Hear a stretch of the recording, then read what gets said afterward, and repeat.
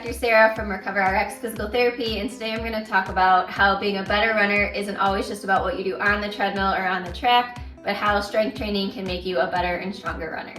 Even though every individual is different, the running injuries are pretty consistent. About 80% of running injuries are overuse injuries that come from poor tissue adaptation. So what that means is that as we're loading those muscles, tendons, ligaments, that tissue isn't quite ready for that impact, or at least for the duration, frequency, and intensity that we're doing to it. The knee is one of the areas of most frequent injury, but also the shin, the ankle, we see that pretty commonly as well. Factors that actually increase risk of running include older age, running on concrete, running with the same pair of shoes over 6 months, running increased mileage per week, so over 30-40 miles a week, or having run a previous marathon in the last year. What do we do? Again, we want to make sure that you're training properly, so not increasing the frequency of your runs or that duration or intensity too much too soon. Usually looking at increasing mileage by about 10% each week. Making sure that you're doing a proper warm-up before your run so that you're getting good blood flow, good oxygen to that tissue before you start a heavier load. Making sure after your runs that you're stretching out properly. But then again, outside of the runs, you should be doing strength training at least twice a week for the major muscle groups that are involved in running. The things I see commonly with my runners is that when they have weakness in that outer hip, their running actually creates, that weakness creates these uneven wear patterns through the joints. So they get pelvis drop, they get knee caving in, loading in through that knee, and again, those uneven forces at the hip and knee will travel down into that ankle, creating torque through the shin bones, through that inner knee, through that Achilles tendon.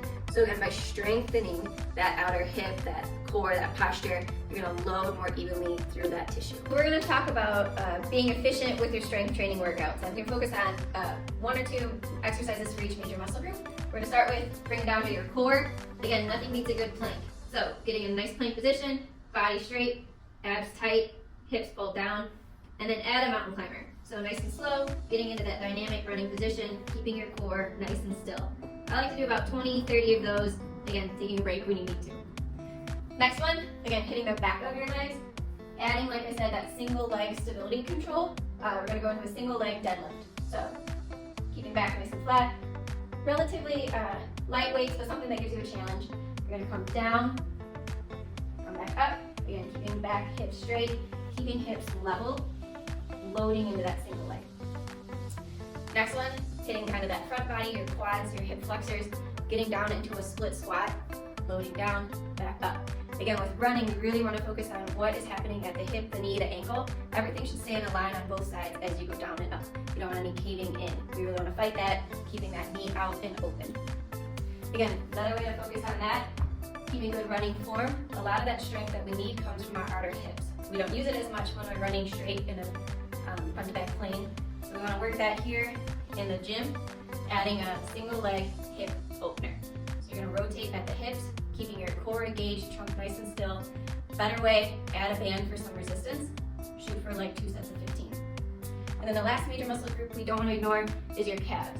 Again, a lot of running injuries and tendonitis in the Achilles, shin splints come from not enough power and strength through your calf. So holding some weights for some load, pushing up, keeping that bottom leg straight. Again, this way you can focus on one leg. You take the balance out of it a little bit with that step, but most of my weight is in the back leg. And then getting to that deeper calf muscle, a little soleus raise. So again, I want to work through to fatigue on those, and then switch sides, do another step. Those are my kind of starting point strength-wise, but your body really needs overload and change of the program over time. So start with these. When you're ready to progress, if you have any questions, you can reach out. You can talk to a local running coach. But make sure that you're adding strength training to your routine at least twice a week during in-season training. And when you're out of season, even better, add it 3 times a week if you're doing runs 3 to 4 times a week.